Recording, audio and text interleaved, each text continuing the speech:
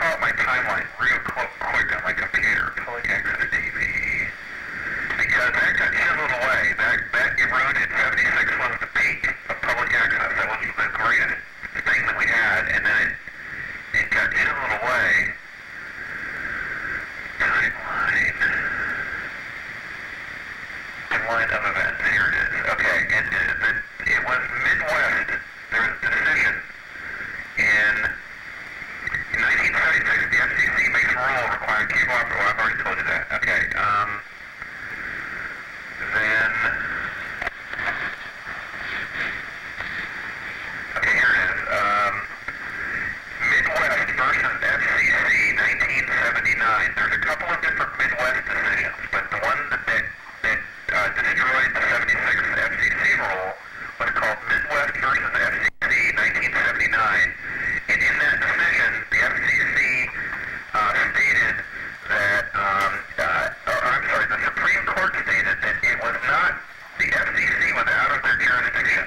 The FCC could not require local cable operators to provide public access uses. They did uphold the ruling that said that the FCC can require local origination studios for leased access, but they said public access, the FCC didn't have that jurisdiction.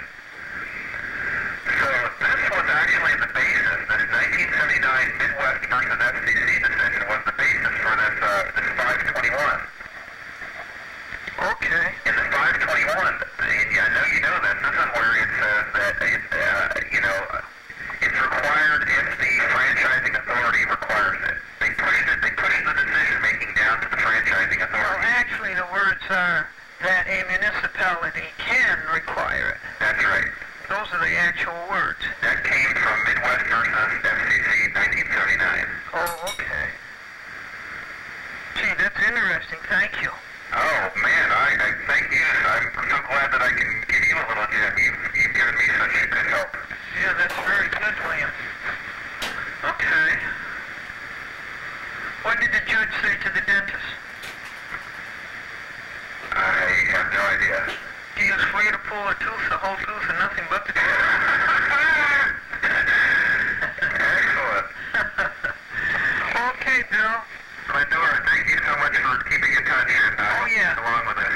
And I'll send you some good stuff on this 76 decision tomorrow. It's a joy to talk to you. Oh, same, ditto. Yeah, you're a very responsive person. Okay. Okay.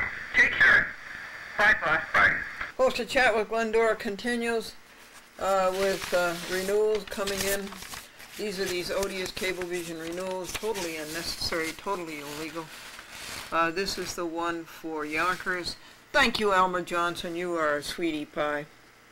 Elmer Johnson has secured a chat with Glendora on Yonkers Cablevision for the first quarter of the year 2003.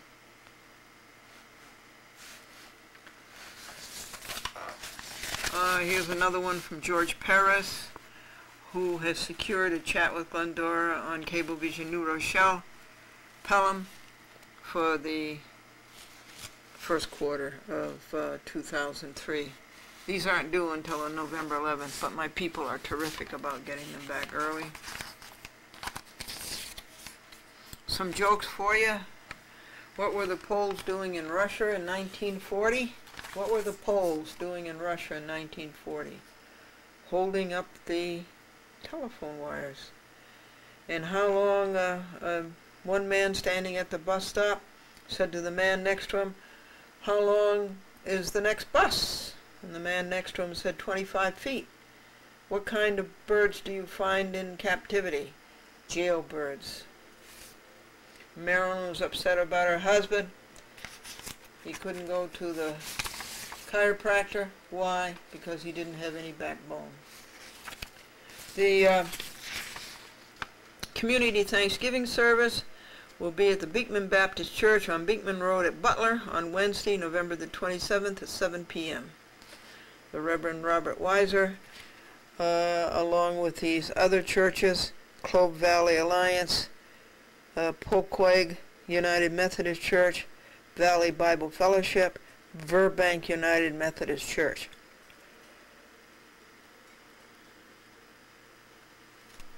Thanksgiving message. Thanksgiving is every minute for me, folks. There's something to be thankful for every minute. Barbara B. Kennelly, National Committee to Preserve Social Security and Medicare.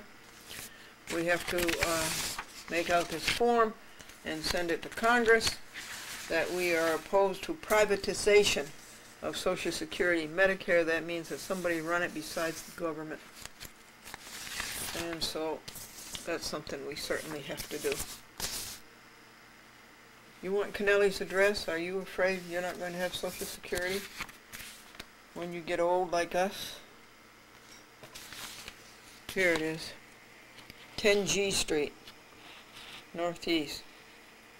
This is the National Committee to Preserve Social Security and Medicare.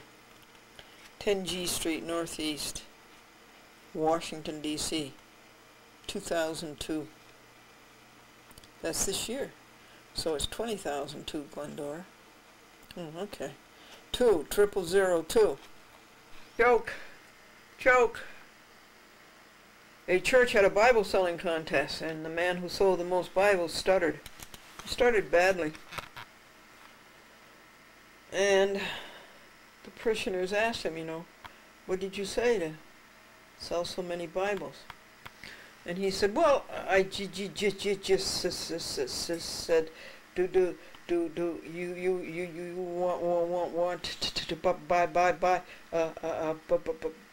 Bible, or do you want me to read it to you?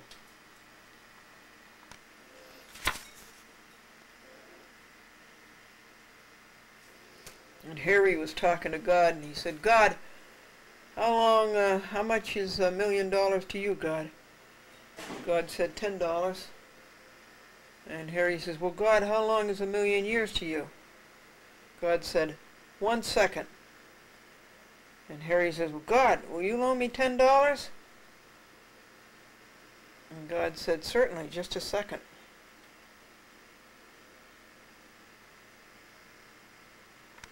Three ropes were walking down the street. Ropes. R-O-P-E-S. They went into a restaurant and they sat down and they started to order. And the head waiter came along and he says, wait a minute, aren't you ropes? We do not serve ropes in this restaurant. So out on the sidewalk, one rope became very, very angry. And he said, and he tied himself into a knot and he frazzled both of his ends. He went back into the restaurant, he sat down and he started to order.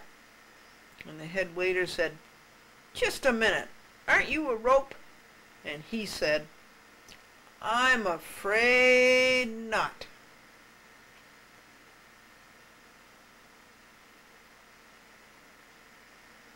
So the church had a Bible selling contest, and the man who sold the most Bibles stuttered badly. So the parishioner says, well, what did you say to sell so many Bibles? And he says, I just said, do you want to buy a Bible, or do you want me to read it to you?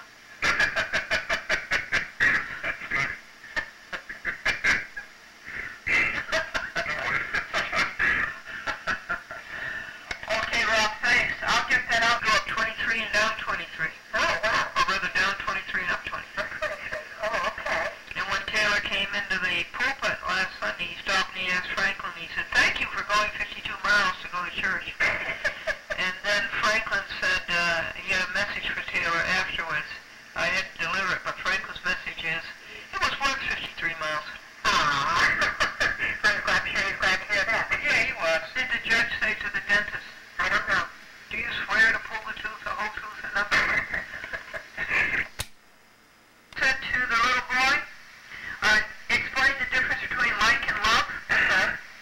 And the little boy says, well, I like my mom and dad, but I love my bubble gum. Another good one.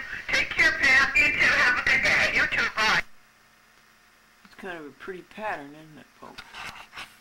I've never seen a cloud pattern like that before. Can you see it?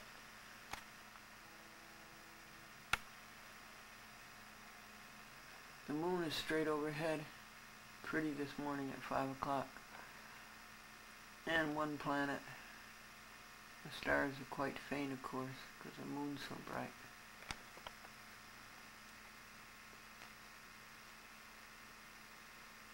Franklin can't walk by himself. That left leg drags. What happened to it? And he just makes him lose his balance. You have to walk right with him and hold him up.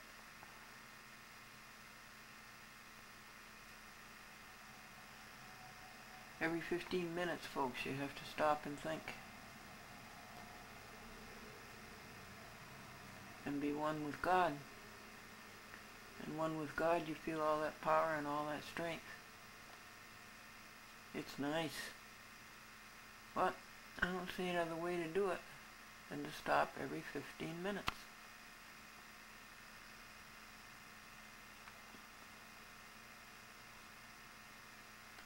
Look at this, folks. Katie sits right on my work. Yeah. And lashes her tail. Swishes the pen onto the floor. Swishes the white out onto the floor. Now look, people say that cats are aloof. No way.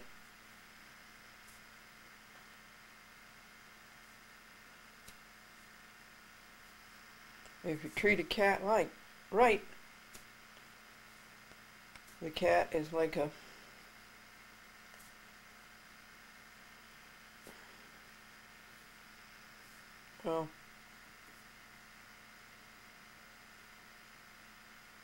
abuts you, is contiguous to you. She's here because she likes to have her ears scratched. And she likes to be brushed. This is the contumely on MCI for what they did, turning off our service with no reasonable Homo sapiens thinking. So they're getting what they deserve. I think they'll be sued in the omnibus lawsuit of November 1st. That will be Omnibus 14. Call me at 516-816-4040 and tell me what your purpose is. Well, my purpose is to make perfect people. What's your name? 25 p.m. My purpose is to make perfect people. Franklin, this is all. I was going to give you a brief report. Worked out of pocket, run back forth to the hospital. Dad had to go in for emergency surgery tonight. They removed part of his sigmoid colon. They've got a colostomy bag in him. He's in the ICU. First floor surgical ICU unit down there at Good Shepherd Longview now. Gotta wait and see. He's in pretty bad shape, but I think he got a chance. They're gonna try to get him off the ventilator tomorrow so they can do some more dialysis. That's about where we're at right now. Can't say a whole lot more. Keep you posted as I can. Talk to y'all later. Bye. You thought it was pretty bad? Apparently, your brother Vincent has not regained consciousness, right? And he's 92? 92. And Norman is your nephew? Rick. And Vincent is your brother. And this is in Texas. Well, folks, I called 516-816-4040, 4040. And I said, this is Glendora, and my purpose is to make perfect people. What is your purpose? She giggled, and she hung up. Now, that's too bad, because it went right by her, and she didn't reach out and grab it. The greatest thing she could do. Now, folks, this is the telephone number for Charles.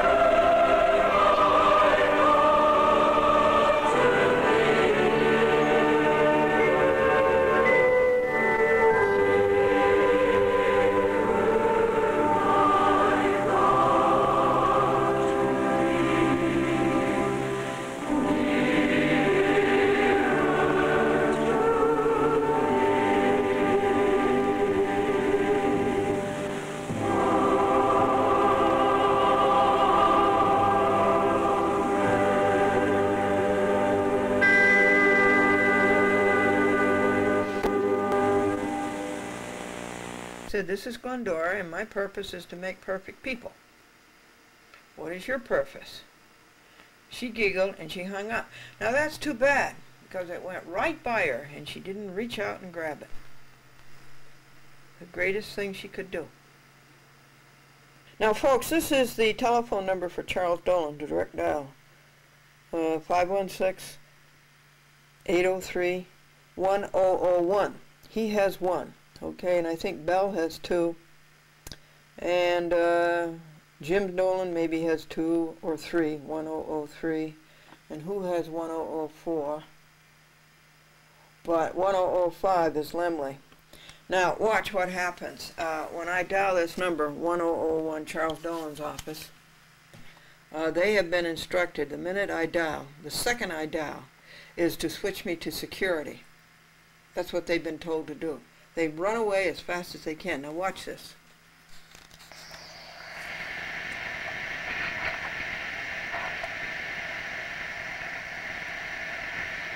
Hello, Merrill, it's Glendora. Hi, how are you? Good, how are you? Thanks, please hold. See that, folks? Did you see that, folks? You see that? Ran away as fast as she could. That was Merrill. She said, please hold, which means she's connecting me to security, the front desk.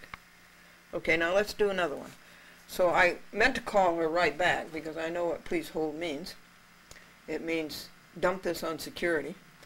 So I meant to call her right back, but I misdialed, and I dialed Lemley's number, which is 1005. 516-803-1005. Now watch this one.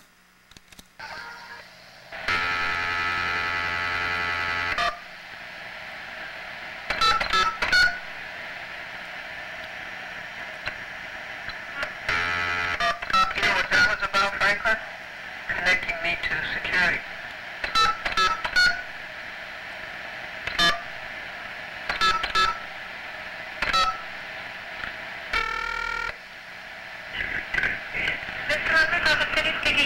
Cindy? Yes? Oh, okay. Where's Patty? Is Patty there? Patty doesn't work for Mr. Dudley? Just a minute, Cindy. Okay, I misdialed. I meant to dial 1001. How are you, Cindy? Very well. Would you like me to transfer you? No, to what? 1001. Oh, no, I can do that, Cindy. What did the judge say to the dentist? I don't know. Do you swear to pull the tooth, the whole tooth, and nothing but the tooth? Can you connect me to,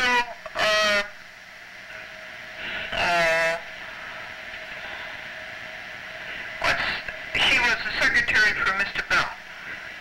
Miss Gary? Yes, was Gary there? She's out of the office today. But she's still working there? Mm-hmm. Okay. Okay. All right, Cindy. All righty. Bye. As if Lemley is still working for them. He should be fired. Along with all the other people I sued. Glendora versus Lemley is still an extant lawsuit. So, this is Cablevision. And first I called Charles Dolan's office, and then I called, by mistake, Lemley's office. And that's enough for today. Some of the things are just absolutely invincible. This is Glendora, talking to Mel Ehrlich. That way now. And, He laid off 800 in Long Island and 1,400 in Westchester. yeah, I feel sorry you laid off. Yeah, I do too, and you know it hurts us. Yeah, It hurts everybody. yeah. But that's because he insisted on putting all the money into his pocket and other Dolans, and Yep. he didn't put it into the company. And selling his boats, I think. Yeah. The yachts are up for sale. Yeah, 3 of them, huh? Yeah. Is that what you heard, 3 of them? Yeah, 3 of them, Oyster Bay. Uh-huh. Yeah, yeah. So that's where the money went, you see. Yeah, it goes all over. What? Yeah, it says the money goes all over. Well, it goes to Dolans is where it goes. Yeah, yeah. But, anyway, but, you know, going back to... Church had a Bible selling contest, Yeah, and the man who sold the most Bibles stuttered badly, and the parishioners asked him, well, what did you say to sell the most number of Bibles? And he says, I just said, do you want to buy do you want me to read it to you?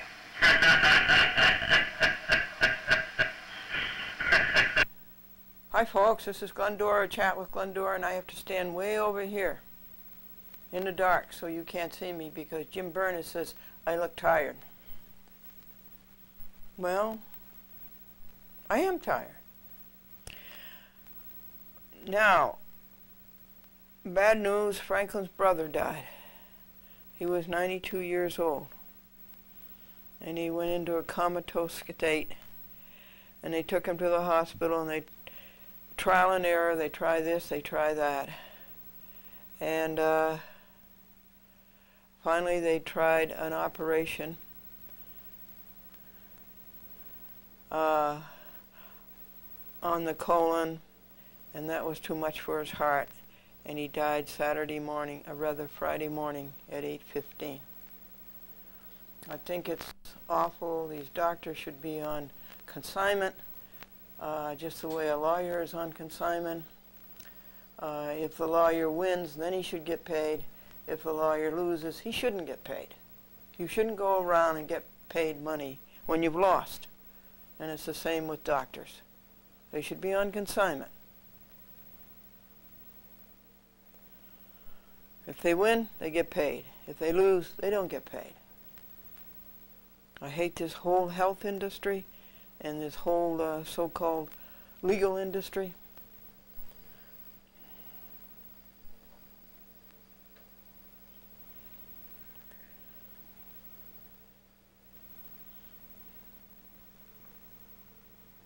Folks, I'd like to call your attention to this, a community Thanksgiving service, Wednesday, November 27th at 7 p.m., Beekman Baptist Church.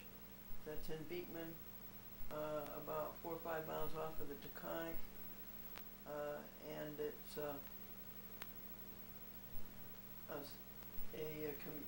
ecumenical service. It's provided by the combined choirs of the Beekman Baptist Church, Cove Valley Alliance, Poquay, United Methodist Church, the Valley Bible Fellowship, and the Burbank United Methodist Church. Isn't that nice? This is Robert Weiser asked me to tell you this.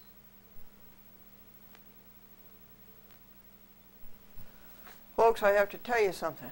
If you want to be perfect, and if you want to be an angel, if you want to be a saint, you have to stop every 15 minutes. And you have to put God first. At 6:30 a.m., I have to stop and I have to say, what's first? Videotaping, communicating with the public, setting up the videotape, putting up the graphics, what's first? Or being on the highest level and being one with God. What's first? Well, you come to your senses and you say, doing what is right is first. And you have to do that every 15 minutes. You have to renew. Can you believe that? That's the only way you can do it. And remember, every 15 minutes, put the kingdom of God first. And it works. It works. It works. It works. It's good. It's a lifetime goal. Don't put it off any longer. Do it right now. Get a pencil and a paper, something to write on, and sit down and listen and write it out for 1 minute or 2 minutes. Then get up and do your job. And then 15 minutes, come back and do it again. Yeah, I'm sorry, that's the only way to do it. That's what works.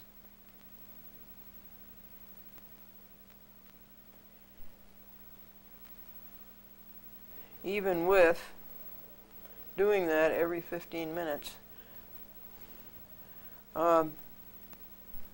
it was possible to do 70 telephone calls yesterday. 70. 67, 68, 69, 70.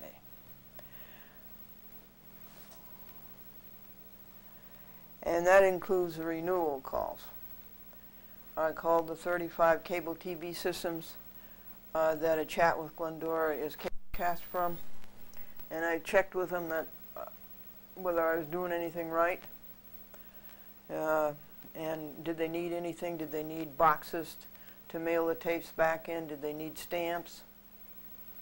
Made sure that the program was being cable cast, and that would be Santa Fe and Los Alamos and Portland, Oregon. You can't get anybody at Portland, Oregon. They're either not in, or they've gone home, or they're on a recorder. You can't talk to anybody at Portland, Oregon and get things resolved. Please, you people at Portland, Oregon, call and tell me, are you going to return my tapes for me so that Daryl Buell won't have to go over there and do it? And that would include, I finally got a hold of Karen Heck in Bergen, talked to Betty Ann Smith and her husband, Mr. Smith, and let's see, coming up the line to Paula Plan, who's always done a good job, to Jim Cahagan in Rockland County. Can't find out about Wingdale. Dan Saccone isn't on the job. He wasn't on the job in Harrison and Port Chester. He should have put that program on the TV August the 15th, and he hasn't taken care of Wingdale. But I guess, and when Wappingers, we don't know whether Cecilia's going to take care of Wappingers or not. But it's a good thing that Cecilia is going to take care of Yonkers. Cecilia does a good job. She's been through 5 or 6 cable TV systems, all on the same job, way back to American Cable. You remember American Cable? So Cecilia's going to have Yonkers. That's good. Cecilia has Yorktown. Yorktown is in good shape. John Crane has got that going. Harrison and Port Chester is still being abused, still being violated.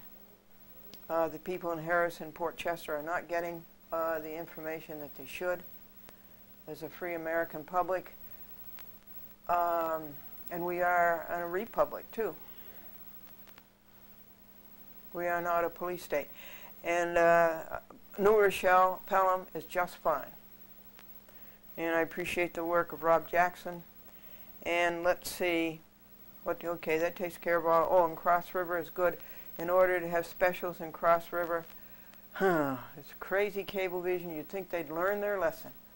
I have to send forms to Zeke Hunter to sign to do the specials. But Zeke will sign anything, so it's okay. Zeke's a good man. And so is his wife.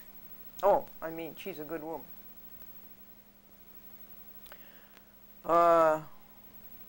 Patrice at LTV has got things in shape.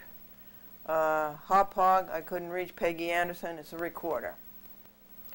Bob Clement was out in Riverhead, and he told me about Riverhead. I guess they have 4 or 5 tapes, so we'll have to send them a box and some postage.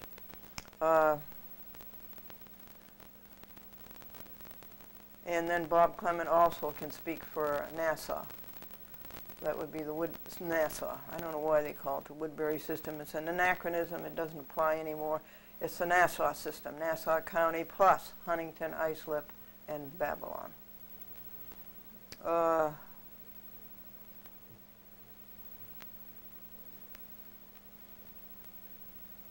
And Doris is very good about calling up and telling me the information that Bob gives her.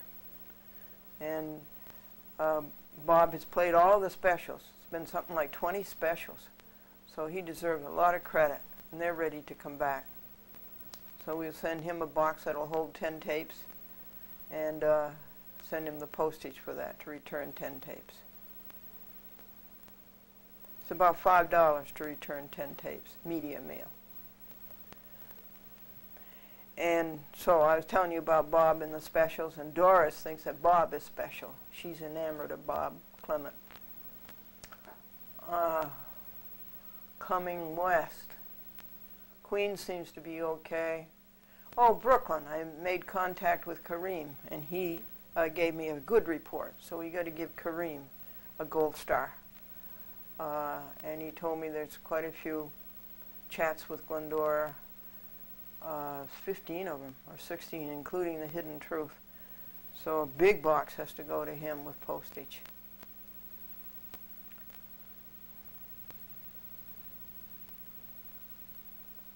Staten, Jason gave a good report at Staten.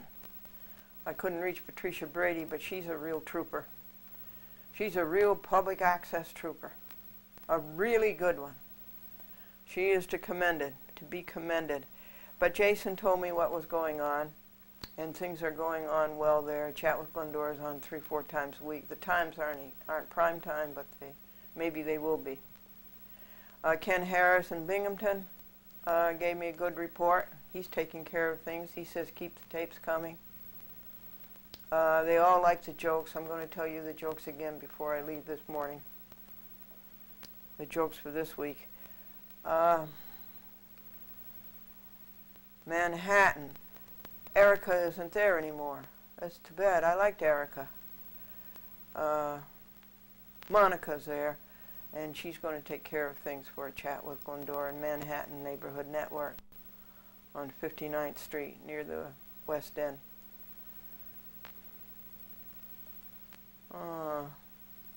West End of the island.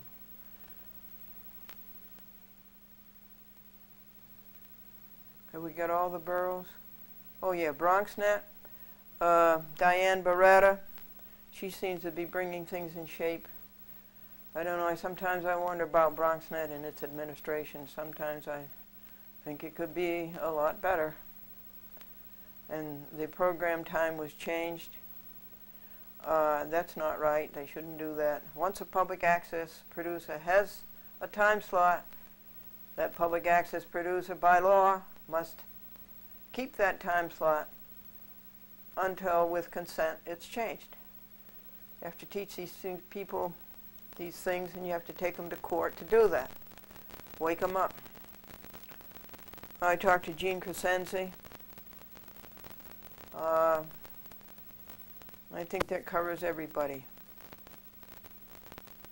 Oh, Connecticut, John Sherwood. He's okay. He's doing fine. Miles Rich did not return my call, my many calls.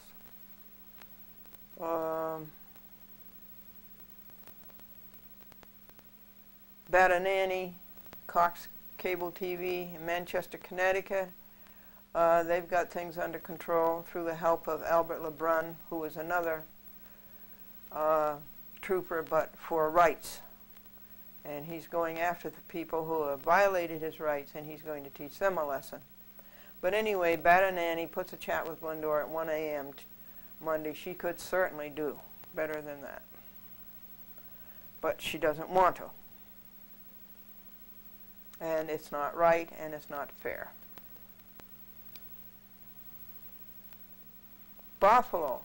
Buffalo is good, thanks to Rich Krolowitz, a man of God who tries to do good and reads his Bible and meditates and prays and fights against the murder of babies.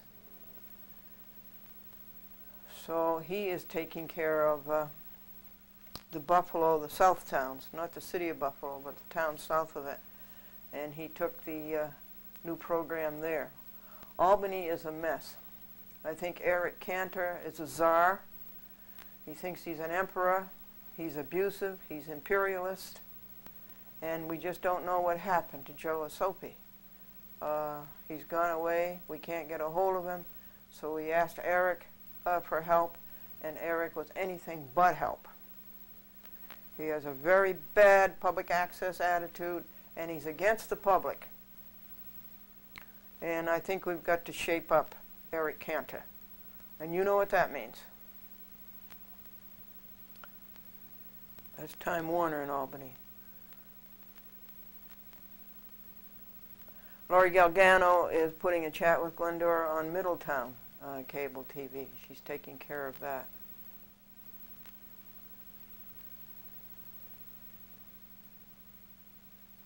Okay, that's the news on the public access scene and the fight it is to carry out the mandates of Congress, of the state legislatures, and the municipalities that public access is here to stay. And you're not going to get rid of it. And you're not going to take the channel and use it for money. As I tell you, I have to stand far away from the camera because Jim Burness says that I look tired. Peter Wunsch says that he will, this weekend, that he will write his case against Charles Dolan, Cablevision, and Charles Former as to their violations of the Security Exchange Law, trying to keep Glendora out of the annual meeting, and not letting shareholders see the books, records, and minutes, and shareholder lists. Jim Lehman is taking care of the situation in Orangetown, where they don't have a franchise. Cablevision doesn't have a franchise. If Cablevision doesn't have a franchise, you people in Orangetown don't pay your bill. Okay? They're operating illegally. You don't have to pay your bill. You don't have to pay your cable TV bill in Orangetown because they do not have a franchise, and I don't think they have a certificate of authority to operate without a franchise that is current. So don't pay your bill up there in Orangetown and Tappan. Okay, let's take a pause here, and I'll tell you the jokes, and that will be it for this week.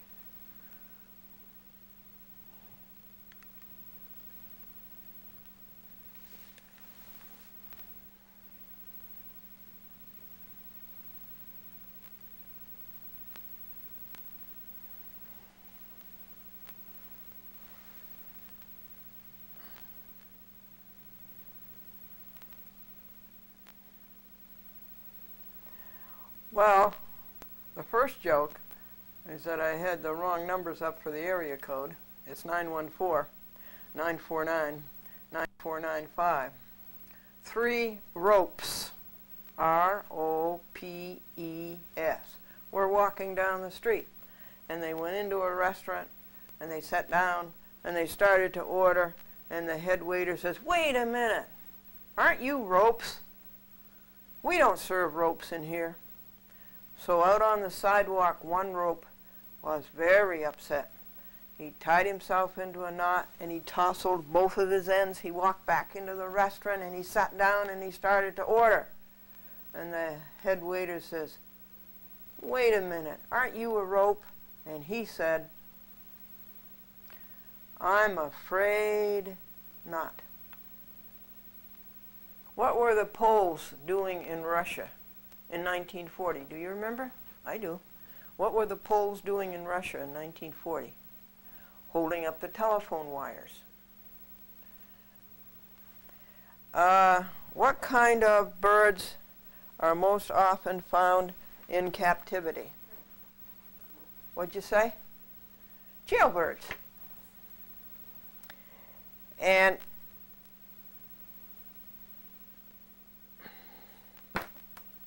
Harry was talking to God. And Harry says, "God, how much is $1 million to you?" And God said, $10. And Harry said, "God, how much or how long is 1,000,000 years to you?" And God said, 1 second. And Harry says, "God, could you loan me $10? And God said, "Certainly, just a second."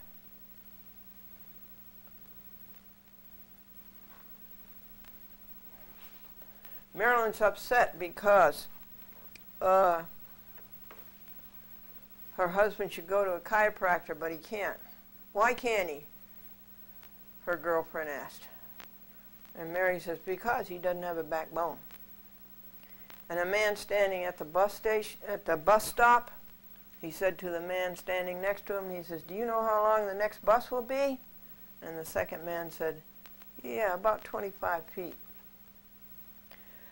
So, a church had a Bible selling contest.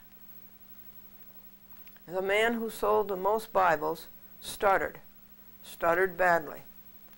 And the parishioners in the church asked him, "What did you say to sell the most Bibles?" And he said, I just said, do you want to buy a Bible? Or do you want me to read it to you?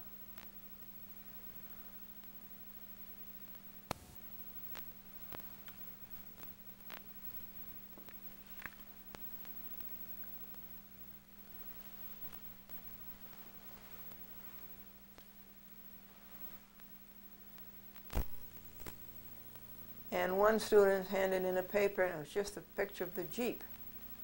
And the teacher says, "Where's the cart?" And the student said, "The Jeep will draw the cart."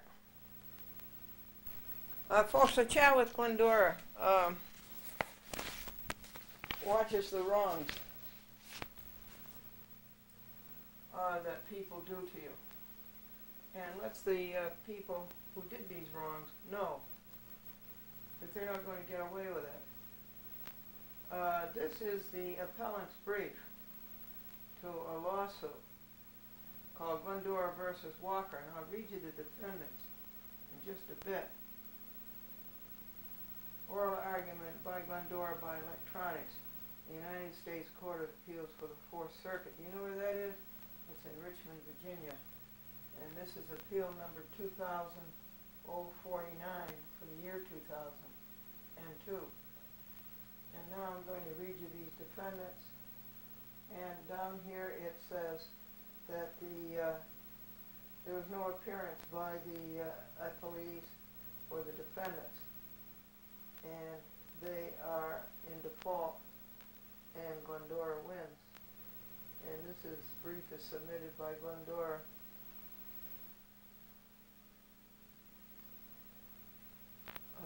Pro se, and do not appoint counsel, no matter what. I don't want any counsel appointed. Now, let me tell you who these defendants are. First defendant is John M. Walker, the Chief Judge of the Second Circuit. That's in Manhattan, United States Court of Appeals. A rights robber from way back. Roseanne B. McKechnie, his accomplice, the clerk of that so-called court. And Tynetta Hope and Helena M. Harris, a couple of fly-by-night so-called deputy clerks. And Thomas F. Hogan, a United States District Judge, United States District Court, District of Columbia. His secretary, Denise Kelly, two fly-by-night law clerks, Kevin Smith, and I guess Denise Kelly is the fly-by-night law clerk, and Joseph N. Alexander Jr., some kind of an assistant to the chief judge. Colleen Keller Cotley, who scribbled an order that was totally illegible and wrong, saying without prejudice, Glendora had enough money to file the $150 lawsuit. Well, Nancy M. Mayer Whittington, also in the United States District Court, District of Columbia, she's the so-called chief clerk.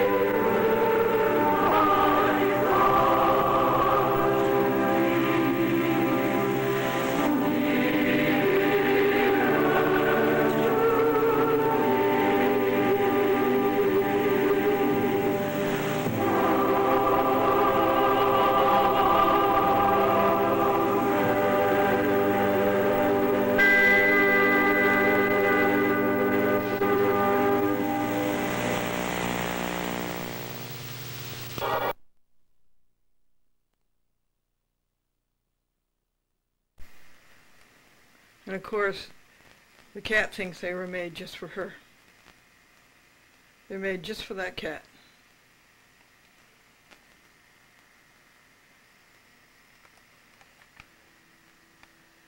It took an hour to videotape. It took 5.5 hours to make the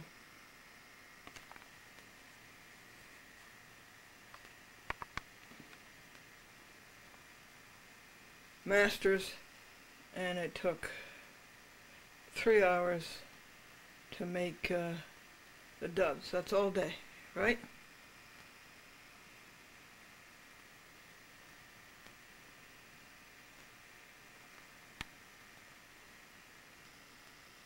But I stopped every 15 minutes and made the contact. So look at this beautiful day. That sunshine is so beautiful. And things are perfect. That's what happens when you put God first.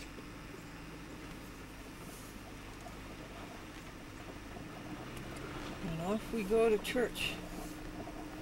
We pick up the laundry first. And I'm as clean as the laundry. Clean in the mind and clean in the spirit, and that's because of putting God first, because of what I told you folks. You get a little 69-cent book, okay? And every 15 minutes you check in with God, okay? And you get your renewal. Remember, you are a human being, and you are great. You are absolute. You are supreme. You are a human being. Just got to keep touching. Every 15 minutes. Keep touching. Feel it and know it.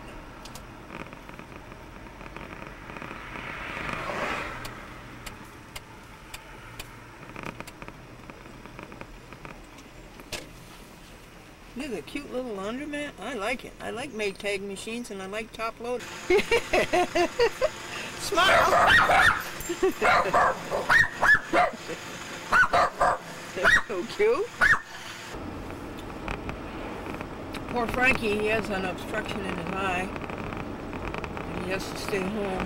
It throws him off balance. And when he walks, I have to stand by his left side and make sure he doesn't fall over. He's ensconced in his furry red chair, and he's going to try to wrap the first 10 videotapes.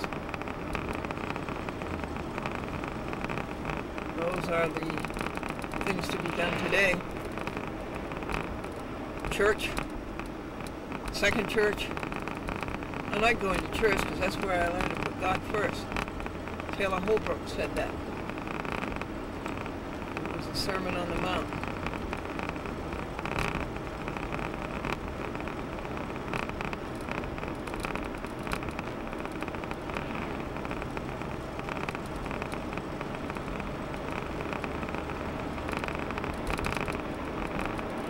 And then his left leg, it's hard for him to move it.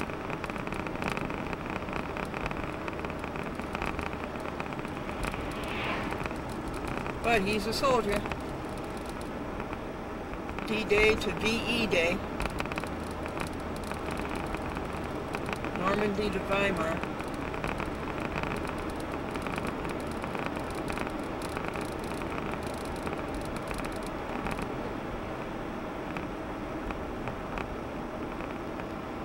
Say nothing of Fort Devens.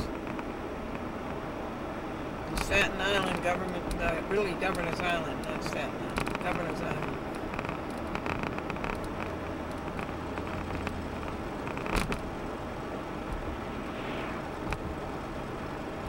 So, I have some words. Words help you pray because words help you express and understand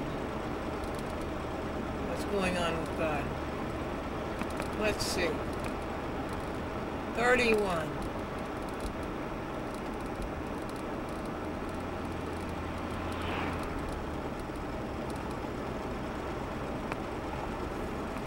Gee, I gotta think of it. Just a minute. 31, abstain. Think of all the bad things you can abstain from. Abstain. Do not participate. 32, abstract. Abstract. It's good to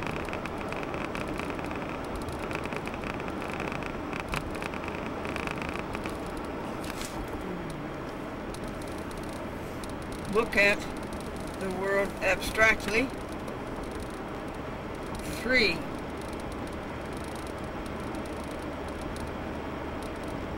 abstruse, difficult to understand. 4, absurd, ridiculously unreasonable.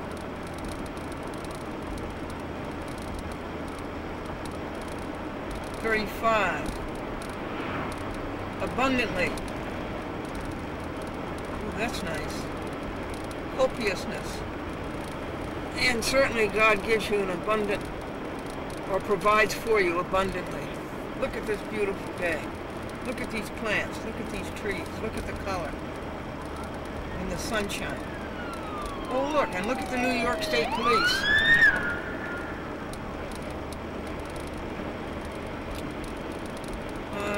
Where are we? 35. 36. Abuse. Abuse. If you don't put the kingdom of God first, you do abuse your own life. 37.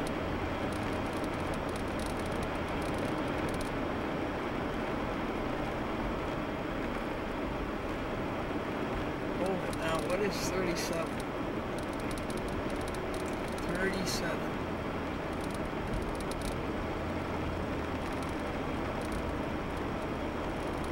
Archaic. Archaic. Out of use. Out of use.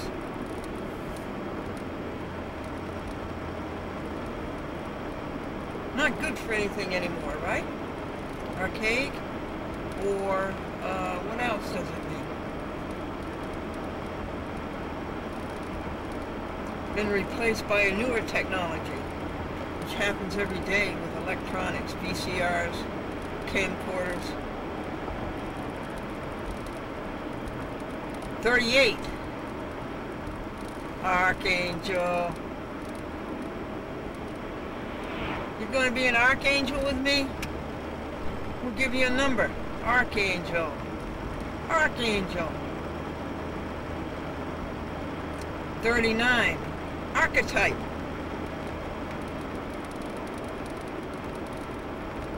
Are you going to be the archetype of the perfect person that everybody else can look up to and follow and have the happiness that you have? And 40. Archive. Archive. That's what the Glendora Franklin Museum is. Archive. See the smoke coming out of the chimney. And they've got a great big dish, a huge dish, about 3 feet in radius, 6 feet in diameter. Archive. Glendora and Franklin Museum. All of the pro se papers showing the terrible state of the courts, federal, state, municipal.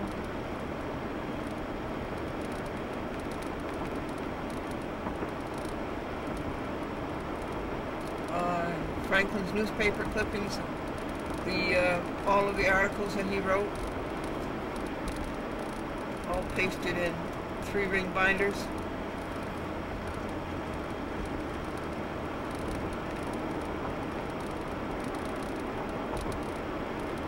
The museum, all of the videotapes, the broadcast videotapes on 2-inch videotape when it first started out, 1-inch, 3/4 inch, and now 1/2 inch, 8mm.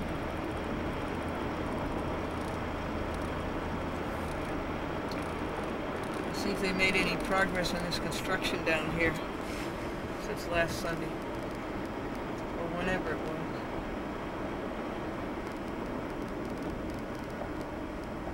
Kind of looks like it.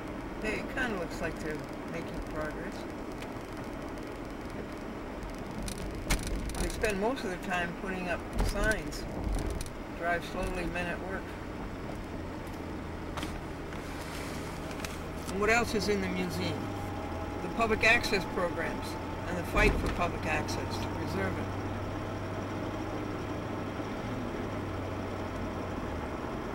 So those are 10 words. 31 to 40. Very interesting. And who had those cute little dogs? I told them if they'd heard about the Czechoslovakian trampoline team. No? They call themselves the Bouncing Czechs. And they enjoyed that joke first thing on a Sunday morning. It's nice to get up early. Start your work, and start your praying, and start your contacts. You know what the fella down Maine said? He always got up early in the morning because he wanted to breathe the air before anybody else did.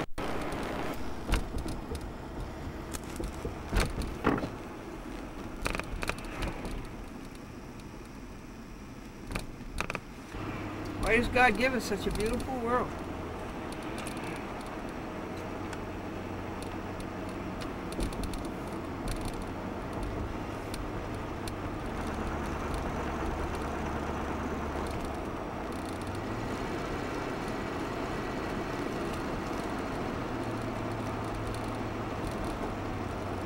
This is the New York State Parkway, iconic State Parkway.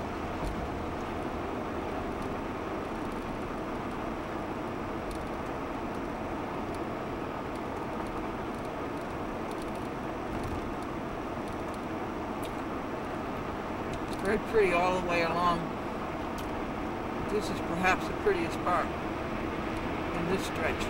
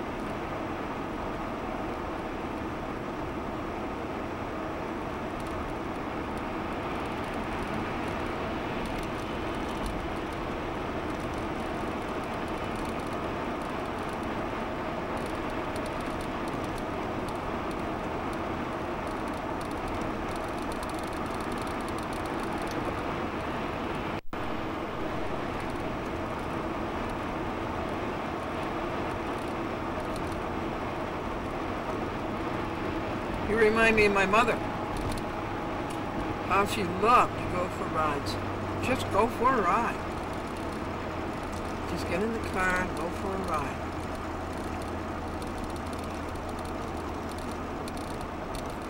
A scenic ride.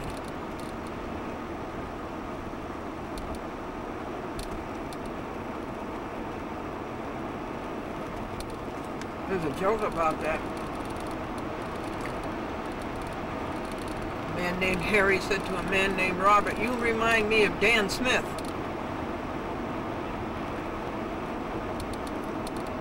Robert said, "I'm not a thing like Dan Smith." Harry says, "Oh, yes, you are. You both owe me $10.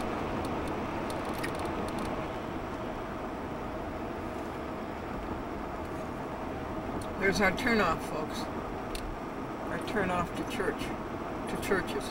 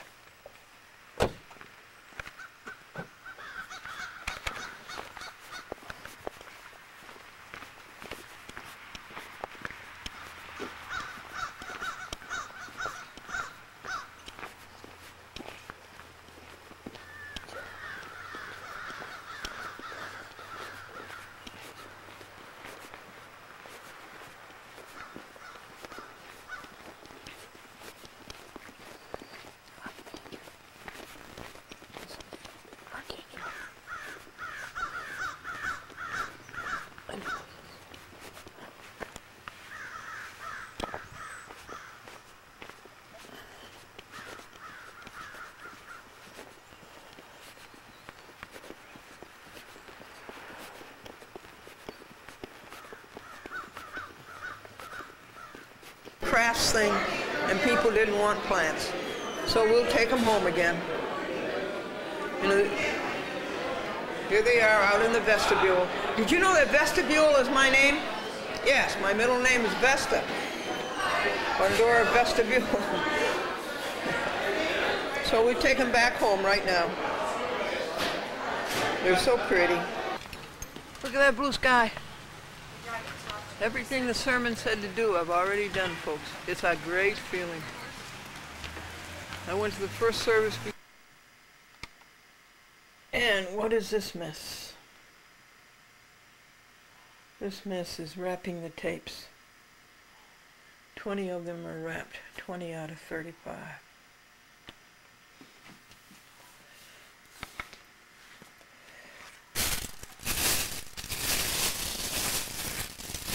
This great big one is going to Trenton, New Jersey, Comcast. And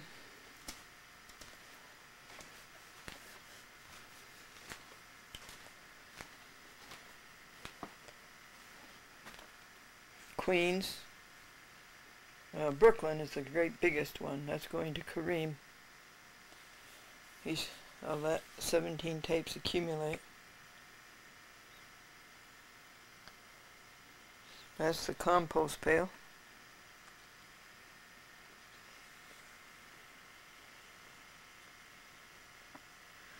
And the red in the museum is being done, is being finished.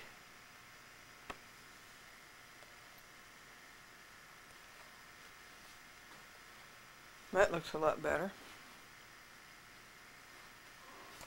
And over there, those had to be painted. And over here as you walk into the door, these reds had to be painted, or one of them, I guess. And these reds. So the reds and the blues are done, and you can see there's touch-ups. That's the landlord's wall. So that will have to be painted over. And these drawers were the wrong blue. They were sky blue or powder blue. So they had to be navy blue. My father made that chest. He made it out of little boxes. Pretty clever. Very clever. My father, Ralph Arnold Folsom. Now this looks better. Closet box. This is a closet box. Isn't that pretty? All painted red like that. That's such good paint. These reds all had to be touched up. Second coat. And then when you do the touch-ups of the red, you get the blues dirty. And the whites dirty. So when we do the whites, we'll get the blues dirty and the reds dirty. There's a little paintbrush that has done all of the painting of the museum for 3 years. Has painted all of those boxes and repainted them.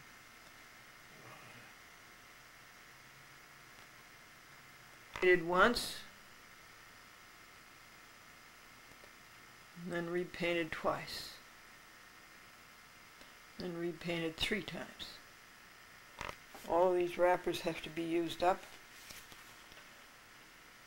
These are the cable systems that have to be sent tapes. And these are the ones to whom tapes have been sent. And there's Franklin Buell. Well, the boxes are all painted.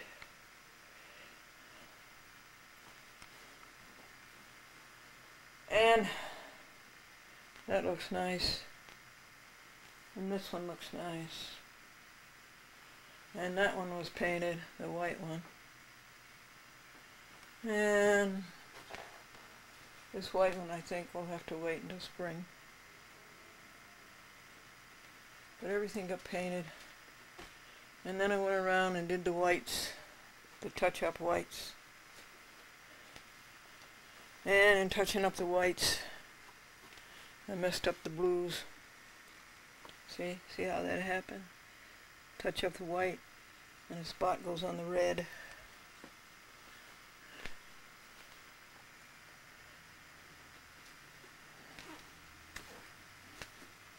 Now this table, the white had to be touched up, and in touching up the white, the red got messed up and the blue got messed up. But you keep going around, finally you get down to a Q-tip or an artist brush. Finally it's over. This is the National Committee to Preserve Social Security and Medicare. Their address is 10 G Street Northeast, Washington, D.C. 20002. Now, please complete and return the enclosed referendum ballot on Social Security privatization as soon as possible. Today, if you can. What's privatization? Privatization. Well, other than being a very bad English word, I guess it means letting Social Security and Medicare be operated by private businesses, a private business. The same thing, I guess, had happened to the post office. So I think this is bad, and I'm against it. It says your referendum is your opportunity to vote on privatization, to use direct democracy to tell every new and returning senator and representative how you want them to vote, to protect Social Security, not privatize it. To be most effective, we must reach them immediately after the election, before they're unduly influenced by pro-privatization propaganda, and before they vote on legislation that would privatize Social Security. Dear Franklin Buell, on Election Day, you will not be able to vote yes or no on Social Security privatization. I wish you could. In many states, citizens can use a referendum, an election process using direct democracy to ensure that the will of people rules, instead of the influence of special interest groups. Since we have an uphill battle against powerful influence from many wealthy and well-entrenched special interest groups, in other words, lobbyists, your National Committee is holding our own referendum on Social Security privatization. Your ballot is enclosed. Please mark your votes and return it today. Here is the return address envelope. And here is the ballot.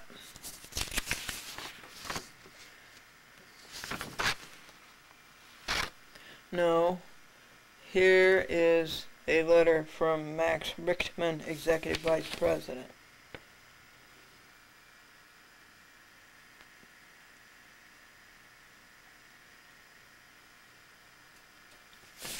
Okay, let's find the ballot.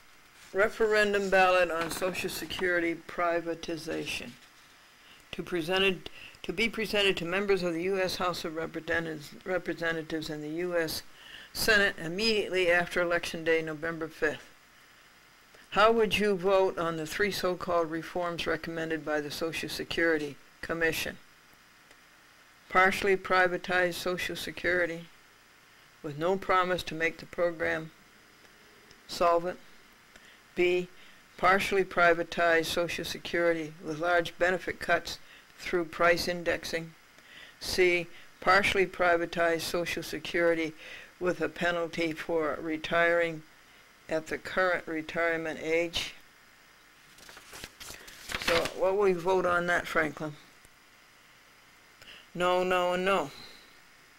How would you vote on legislation that would divert any or all payroll tax money out of Social Security and put it into private accounts where beneficiaries will risk getting smaller benefits than under the current system? No.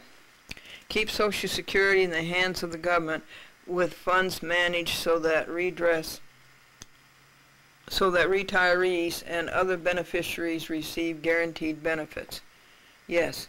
Do you support the National Committee's efforts to protect Social Security from legislative efforts to privatize this program? Yes. When answering yes to the above question, please indicate the amount of the special donation check. Well, you can't ask for a donation on public access because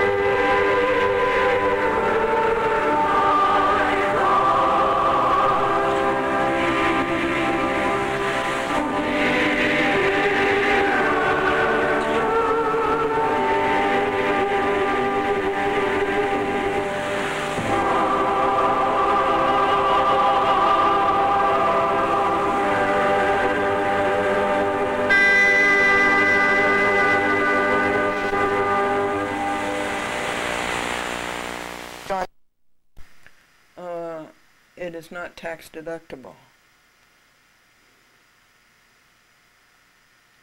I guess. Okay, Franklin F. Buell, Box 69, Hopewell, New York. To preserve Social Security and Medicare? Yes, how can we help you? Barbara Kennelly. May I put in this calling? Who am I?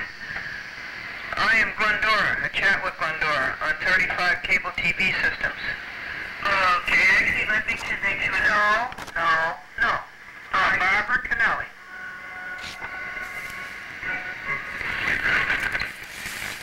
Okay, Rita.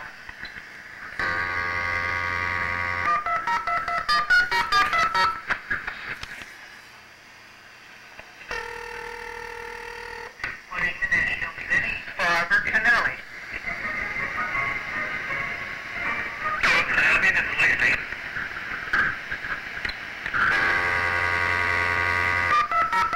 Isn't that something? You tell them what you want, and they refuse to do it. National Committee? We just made you out a check for $10. Last time we made you out a check for $20. You're not going to get any of them unless Barbara Kennelly comes to the phone. Okay, we'll wait a while, and then we tell her she's been recorded and it'll be played on TV. Okay, I waited a while. I waited 3 minutes.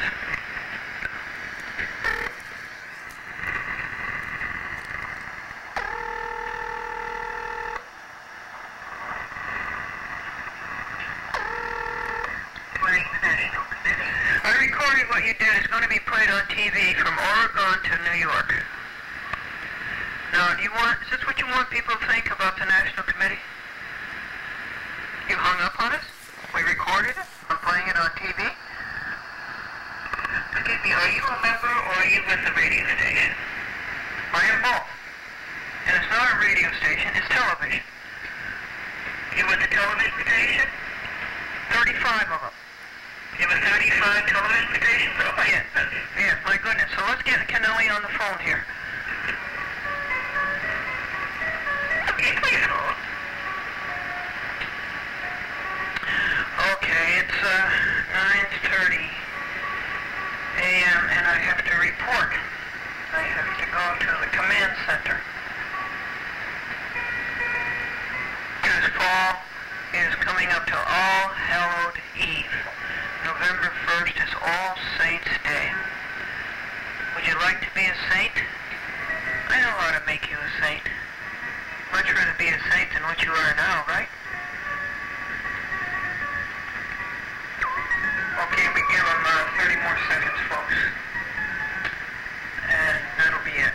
Now, this is the National Committee to Preserve Social Security and Medicare, a non-profit, tax-exempt organization. So I guess I was wrong. It is tax-exempt. So you can send money to them, and I can ask you to send money to them. If you like the way they act. They have 10 seconds. Seek ye first the kingdom of God, and all else will follow. Perfect fall day. Orange day with a blue sky. So that's it. They have lost their opportunity. Goodbye.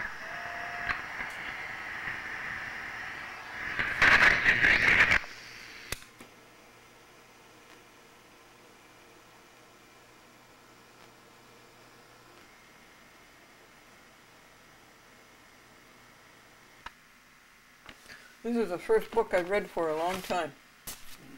The Staples Catalog. It took an hour and 10 minutes to read it. But God is wonderful. The products that are in this book. It's done, it's done, it's done. The last backlog is done. The museum is all painted red, white, and blue. All of the boxes that had to be touched up are touched up. That's Franklin's genealogy there. And now you walk in and you see the boxes the way they should be, instead of the way they were. And it's all done.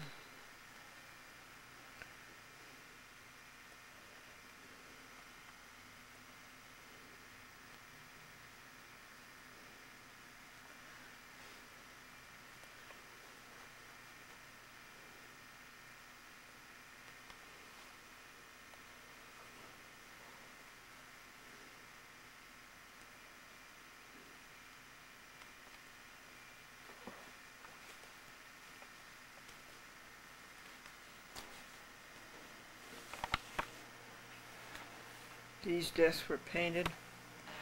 The little lap board came out nicely. See the red tape to cover up the edges, because you can't paint plywood.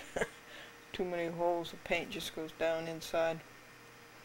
So that's red tape just the right width.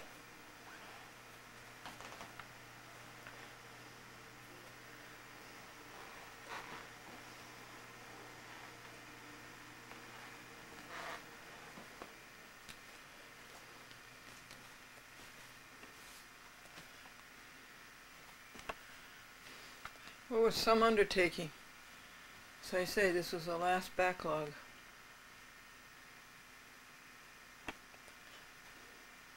The last one.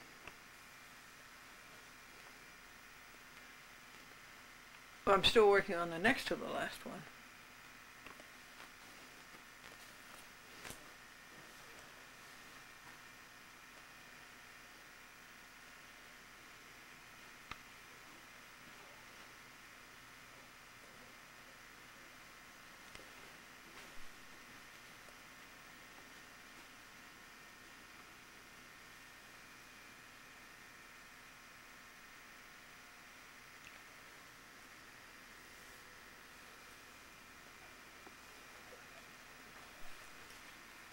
That's what you need. You have to have a cat. It's no good unless you have a cat.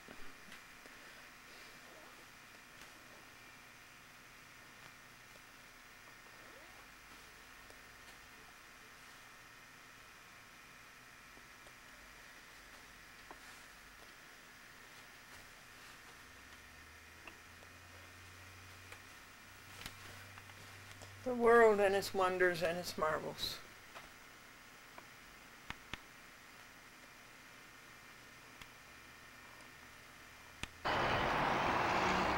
Well, there's another $150 or $200 at Walmart, but I won't shop anywhere else. I will not shop anywhere else. I found two people who were all dressed up, a man and his wife, and I told them how nice they looked. And they had just come from a funeral. And this is the Health Food Center in Pleasant Valley. And I'm very interested in this store because it helps people eat salubriously.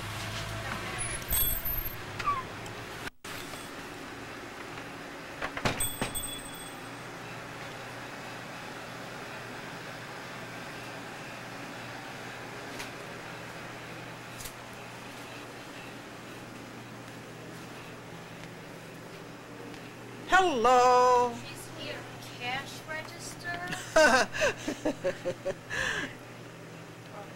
Yeah, in the kitchen? That would be good. Look, Dolores Fox.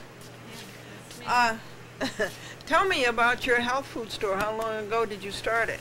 Oh, 21 years. 21 years. Almost 22 years now. How did it start out, Dolores? Well, whoops. Excuse me. We started in a very small little plaza across the way here, and it was a very tiny little store, but the idea came long before that. It was like 2 years before that. I just felt strongly impressed to start a store that I could help people learn a better way of health and a better way of lifestyle totally. And so I just wanted to do that and wanted to help people. Now, the original store, what did you sell there? Just the packaged things? Oh, no. No, we sold everything we sell now just about, except in very much smaller. Oh, yeah. Did you have lunch? Did you have a lunch counter like this? We had a lunch counter, yes. You did? Yes. Uh-huh. And what kind of food did you serve? Sandwiches and soups? Sandwiches and soups and salads and all homemade right there on the premises, same as here. Yeah. And you had little tables too, where people could come in? Yeah, we had 3 little tables that we had in the window. Yeah, uh-huh. Well, I think this is wonderful. Well, thank you. And you did that from the beginning, huh? Right from the beginning, yeah. You must work awfully hard. Do you do all the cooking? Not anymore. I used to do all the cooking, but I have employees that help me. You have somebody helping you Yes, I do. to do the cooking? Yes. They use my recipes, but They use your recipe. Do they cook them here? They cook them right here on the premises. Right here. We got a stove, right? Yeah, we have a stove. Yeah, we have a stove. What's today's special, Doris? Today's special was, what did we have today? This is the cold cut We made machine. a cream of broccoli soup. Cream of broccoli. Oh, that's good. Is it too late to order a? Is it too late to order a sandwich? No, we can fix you a sandwich. We're close to closing, aren't we? Yes. Yeah. And everything is vegetarian. Everything is vegetarian. Totally vegetarian. Totally vegetarian. No milk, no dairy products. It's vegan, even. Everything's vegan. in Is the that kitchen. so? Well, Doris is delicious. Dolores is delicious. So I'm going to have a what?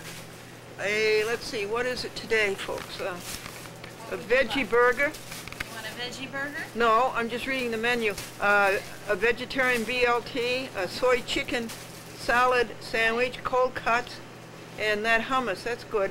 That's hummus is like, explain that to people. It's chickpeas. Chickpeas, yes. And that's a spread that we make. And it's kind of thick, so you can spread it on the bread and you can put Yeah, it was some good. tomato or something else with it. Yeah. Shredded carrots. I like those little balls they make out of chickpeas. What do they call them? It's a Falafel. Yeah, falafel. Yeah. I like those. Do you have that? No, I don't have that. Yeah. Not today. And then we have for soups today. We had cauliflower cheese, cream of broccoli, lentil vegetable, and we also had a butternut squash soup. And that's gone, huh? I think so. That's gone because your husband ate it all, right? No, there's still some here. We still have some. Okay. Your husband eats it all, I see. That one is very popular. Yeah. Yes, he Right.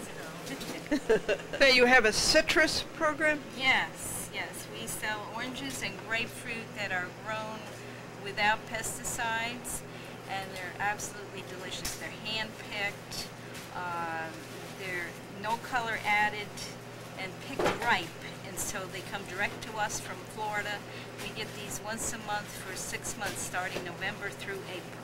Oh, is that so? Mm-hmm. Oh. Yeah. And November's about to start. And November's about to start. If people want to order, they order now, and the first shipment comes on the 24th.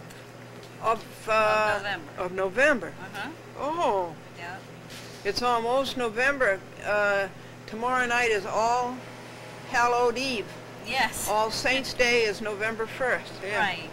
Yeah. Tell us about organic produce. Our organic produce is all certified, and we usually get that once a week, and it's absolutely delicious. You know, organic produce has more nutrients in it. More nutrients. More in it. nutrients than the other produce. Oh, really? Definitely. Yeah. Yeah. And it tastes super. And once you eat organic produce, you don't want the other. Really? That's Really? right.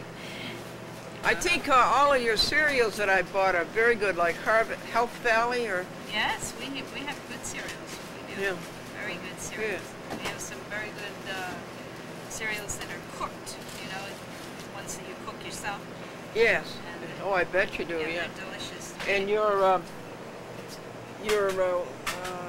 cereal bars are so good. Yeah, we have cereal bars, right? You eat a half of a cereal bar and you're full. And we have a lot of wheat-free products. You know, a lot of people can't eat wheat. Oh.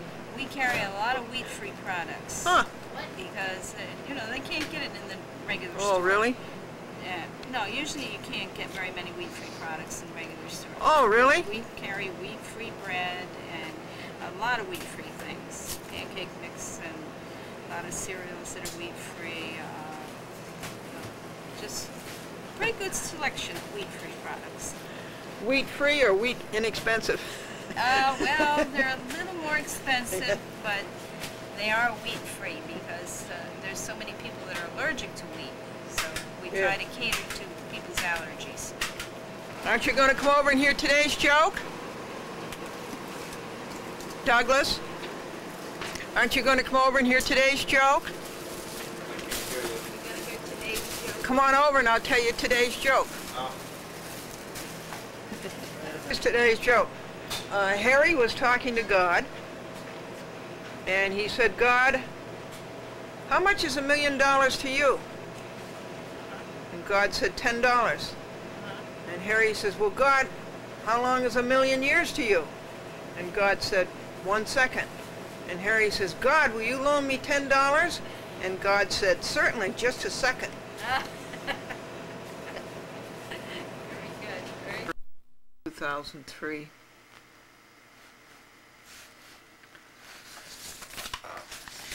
Here's another one from George Perez, who has secured a chat with Glendora on Cablevision New Rochelle, Pelham, for the first quarter of 2003.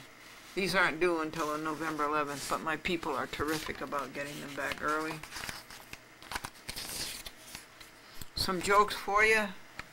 What were the Poles doing in Russia in 1940? What were the Poles doing in Russia in 1940? Holding up the telephone wires. And how long one man standing at the bus stop said to the man next to him, how long is the next bus? And the man next to him said 25 feet. What kind of birds do you find in captivity? Jailbirds. Marilyn was upset about her husband. He couldn't go to the chiropractor. Why? Because he didn't have any backbone. The community Thanksgiving service will be at the Beekman Baptist Church on Beekman Road at Butler on Wednesday, November the 27th at 7 p.m. The Reverend Robert Weiser, along with these other churches, Clove Valley Alliance, Poquag United Methodist Church, Valley Bible Fellowship, Burbank United Methodist Church.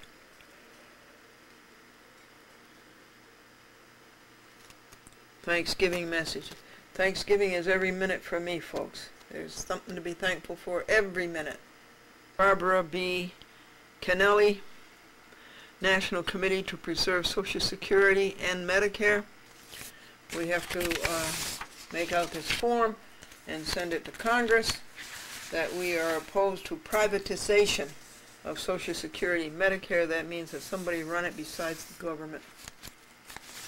And so that's something we certainly have to do.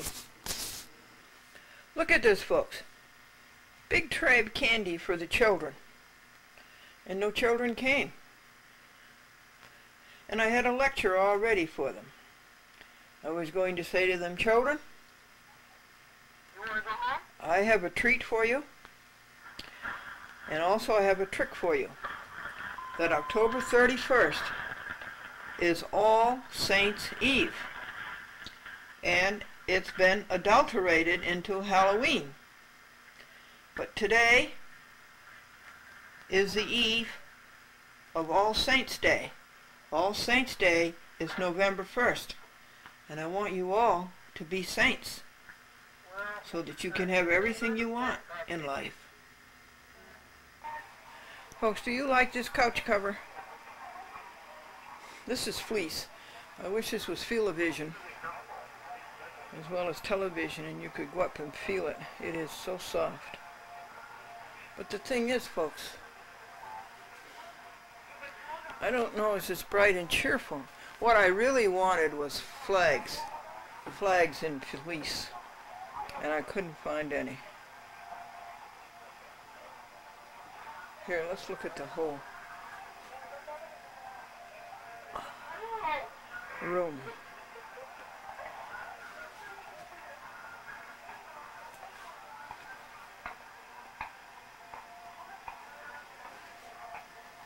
Looking to the north.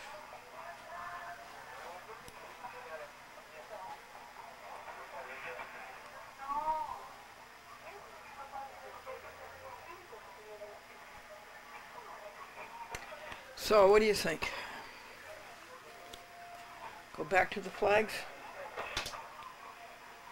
I could not resist this fleece, red, white, and blue, because it definitely was red, white, and blue. I couldn't resist it.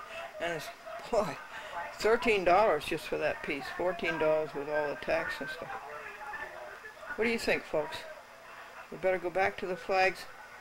Somehow I think the flags are brighter and they emphasize the design of the room better. You know, folks, we've been doing about 8 editions every 2 weeks. That'll be 4 editions a week. And I like the folks in the Cross River system, North Salem, South Salem, Golden's Bridge. It's a big area. I'd like them to have the information. And it's a 2-hour program already up there. So I asked Cablevision to play some specials. Well, I have 3 or 4 other 2-hour programs for Cross River, and I asked them to play them as specials. So you have to make out a form for each one. Poor Zeke Hunter. He has to sign 10 of these forms and date them. Oh, Cablevision, you'd think they'd learn, wouldn't you? Here they are, almost bankrupt, and they're around doing foolish stuff like this. So I sent it to Zeke, and I said, thank you for signing the renewal form for the first quarter of the year 2003. Thank you for all the other times that you signed.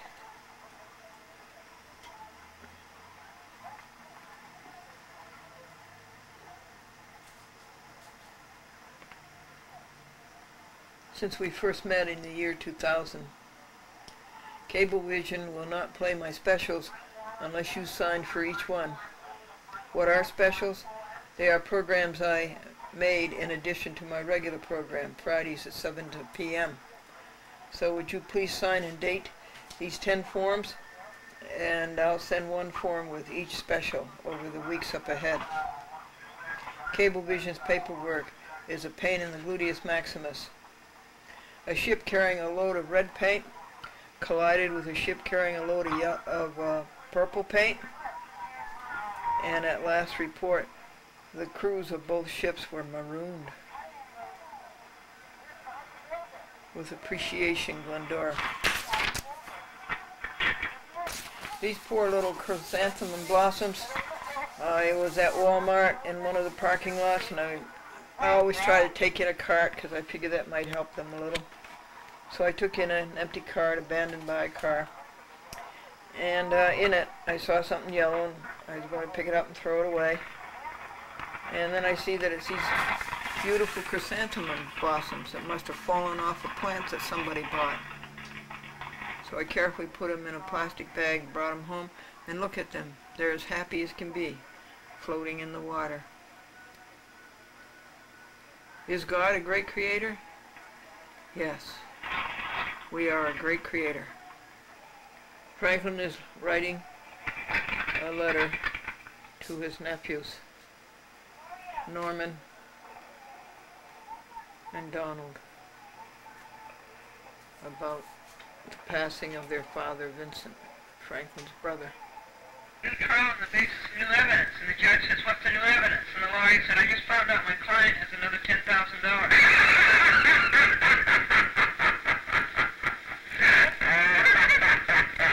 That's great.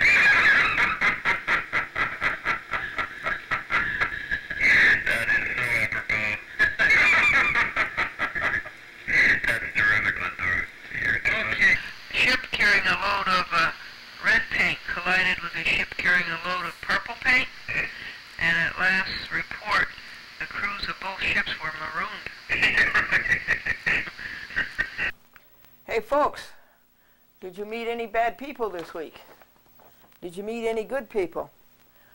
Bruce Hoare called me and talked to me for an hour and a half, excuse me, yesterday, and told me about the bad people he had met in the Eastern District of New York.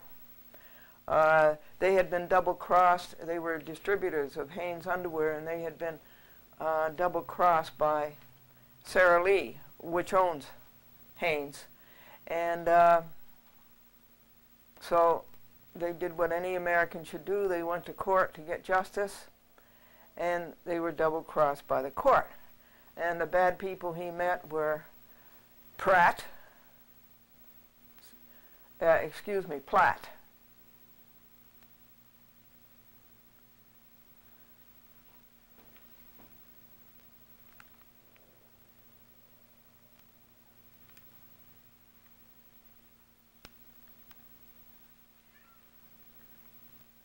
Pratt in the Eastern District of New York, and a magistrate there, Caden, and I agree with Bruce Hoare that they're both bad. So you got double-crossed by both of them. People call me up every day and tell me about the bad people in the courts. I have. Did you hear about the two ships? One ship carrying a load of red paint collided with another ship carrying a load of purple paint, and at last report, folks, the crews of both ships were marooned.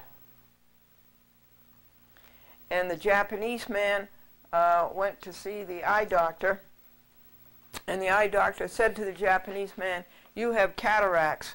And he says, "I do not. I have a Lincoln Town Car." And did you know that computers are in the Bible?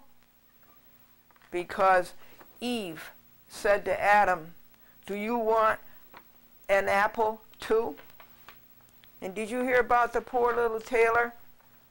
He was impoverished, and his business wasn't doing well, and he could hardly make ends meet. And so his minister said to him, "Why don't you take the Lord as your partner?" And so the tailor did that. He took the Lord as his partner. And then the minister saw him several years later. And he said, "How are you doing?" And the tailor says, "Well, I took the Lord as my partner, as you said, and we've been doing wonderfully ever since." He says, "We have stores all over the place." He says, "We have trucks all over the place. Look," he says, "there goes one of my trucks right now, Lord and Taylor." And did you also know that baseball is in the Bible? Because the Bible says, "in the big inning." And why do firemen always have a Dalmatian dog? Why do firemen always have a Dalmatian dog? So the dog can go ahead first and find the fire hydrant. And why was 6 mad at 7? Because 7, 8, 9. Folks, we found a couple of banks who will open a new account without making you give your home address.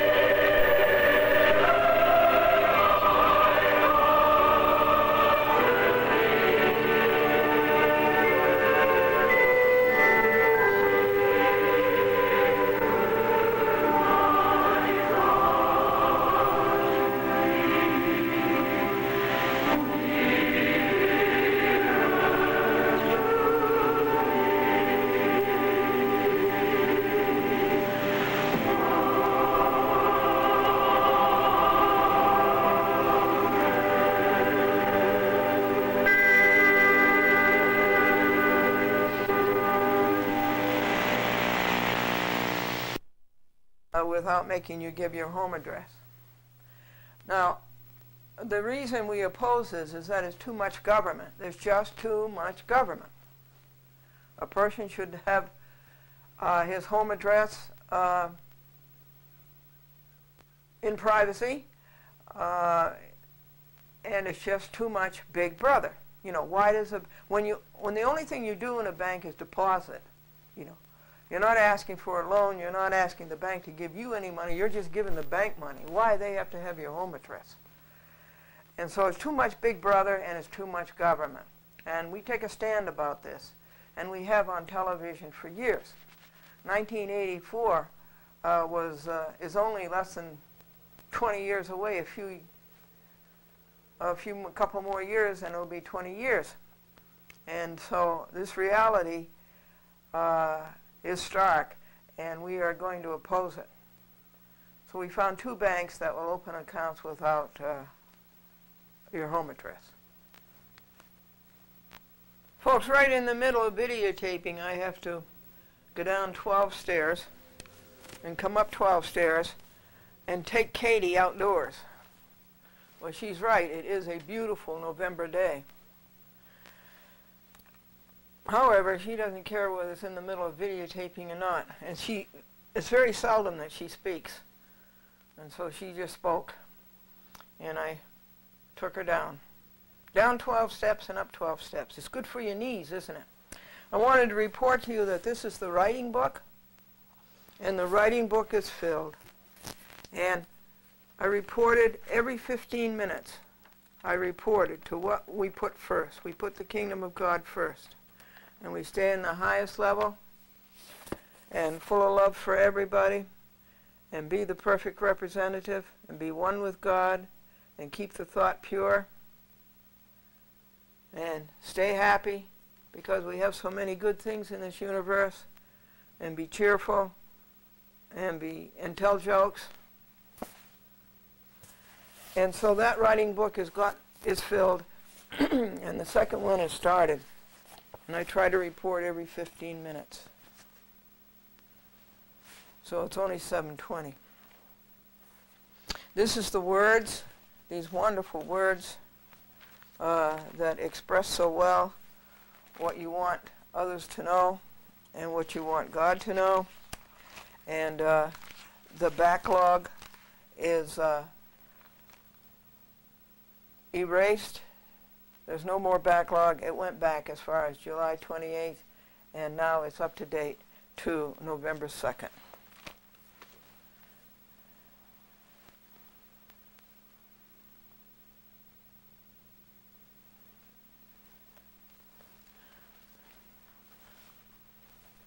Uh, 15 jobs came in the mail, 15 pieces of hard work.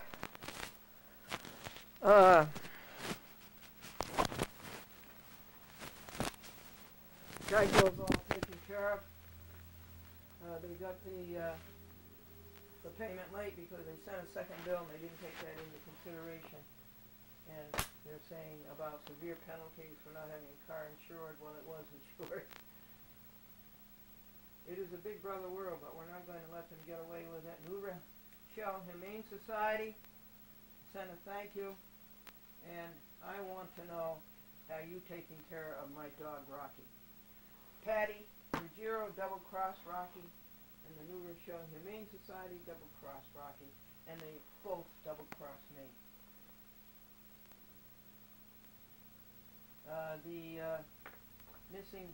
The Penny Saver put out an ad by a woman who sells Avon, and I have to tell my friend Kathy Tompkins about that.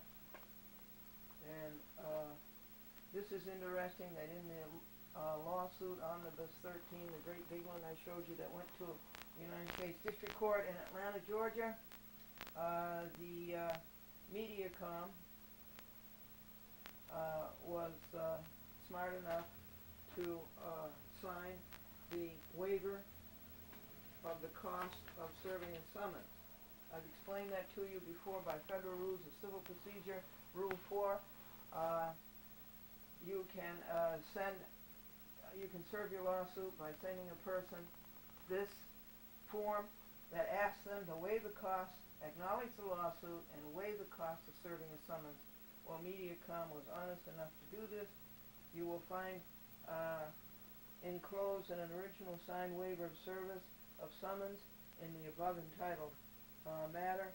I am returning it to you as required under the Federal Rules of Civil Procedure in accordance with the mandate to avoid cost of service of process. And it's signed by Bruce Gluckman.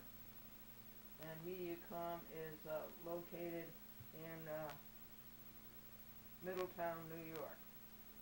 And the cable system that did a wrong thing, charging people to cablecast the program, which is totally forbidden. Public access has to be free. You can't go into a park, for instance, and speak to your neighbors in a park and expect to be, pay somebody to do that. It's a forum, a public forum.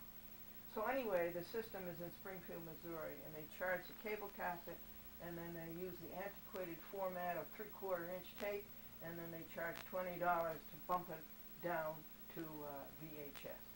So those are 2 counts against them, and that's, as I say, in the United States District Court of Atlanta. The Ethics Commission has given a defense for covering up the financial statements of judges. The purpose of the law is to disclose the financial status of judges. It isn't to cover them up. And so they're giving their defense on that. I'll read it to you and report to you later. The Third Circuit, United States Court of Appeals in Philadelphia, has acknowledged that they have received my complaint, but they are so despicably devious. They won't say the name of the judge. They won't say it anywhere. They say the responding judge and so forth. That's awful. You know, if you do anything wrong, everybody's going to know about it. But if a judge does something wrong, they're going to cover it up, using your taxpayer money to cover it up. The judge, by the way, is Sue L. Robinson, United States District Court, District of Delaware, in Glendora versus Charles F. Dolan, for not showing Glendora the books, records, and minutes, and the shareholders list for not showing to Glendora 107 times. And that court let him get away with it.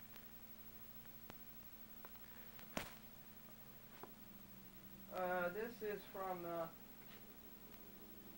San Francisco, the Ninth Circuit. That would be about Glendora versus Cunningham, and the Ninth Circuit has been stupid all along for a year. I've told them at least 10 times that the name of the case is Glendora versus Cunningham, and they say it's Glendora versus Anderson. This is the material from George McDermott and his petition for writ of certiorari to the Supreme Court of the United States. This is Medicare saying, do we approve all of the charges? No, we do not. And you know the long letter that we wrote them, that we were coerced into this thing, we were forced into it, we were victims of it. And they said, oh, well, you signed the papers, that doesn't mean a thing. The papers are totally illegal, they aren't double-spaced, the print is illegal size, it was done under duress, and nobody explained it. So we'll have to get after them again. And this is for Gene Crescenzi to sign, to renew as the local signer for BronxNet. And Diane Barreto seems to be taking things in order. And here is a complaint from the ambulance company. There was no need for going in an ambulance. I could have driven him to the hospital. There was no need to pay $600 just to have an ambulance. And they didn't tell the truth. They said Franklin had chest pains. He didn't have chest pains. He had a low pulse. And he was safe enough to go in his own car to the hospital. This is the decision from Peter Lane of the Rye City Court on Glendora versus Charles Dolan for stealing for not returning her videotapes and for wasting the postage that she sent for them to return the videotapes. And I don't like Mellon investment, because they were supposed to sell the Texaco stock and sent me money, and they were supposed to do that 8 days ago, and they haven't done it yet, and it's been about 2 months. So there's somebody else we have to get after. I wanted you to know that Ethan Book wrote this letter to the governor of Connecticut. He says, during my observations of the pending political campaign for the office of governor, including records of the debate last evening between Democrat Party candidate Bill Curry and you at the Rich Forum in Stamford, I have yet to observe anything of substance regarding the official present issue of the need for judicial reform, a subject touched upon in mine to you of July 1st. I direct this letter to you with copy to Bill Curry and others, as you are the incumbent governor, and also as I have had direct dealings with you and your office on this issue. So we applaud Ethan Book Jr. for keeping after the need for judicial reform. During your campaign for your position in which you were initially elected, I believe that it would have been during the summer of 1994 at a political fundraiser in Eastern Connecticut. You and I met, and I explained to you that as a banking specialist, I had observed some substantive problems of the activities of the Connecticut Resources Recovery Authority. You then said that you had heard similar comments from other sources, and that if you were elected, you would look into it. Well, after you were elected, and while I was in the midst of various litigations dealing with the sensitive Connecticut Resources Recovery Authority, I was in contact with your office through your Director of Constituent Services, Julie Camerata. I referred to various of the court cases and of observations of biased actions by the state courts on the Connecticut Resources Recovery Authority. So it's the same old story. Roland didn't do anything. You heard, didn't you, about the candidate who spent $2 million running for office and winning the election? And it really wasn't bad because you figured it all out and it came out to $2 a promise. Okay, this is Glendora, a chat with Glendora.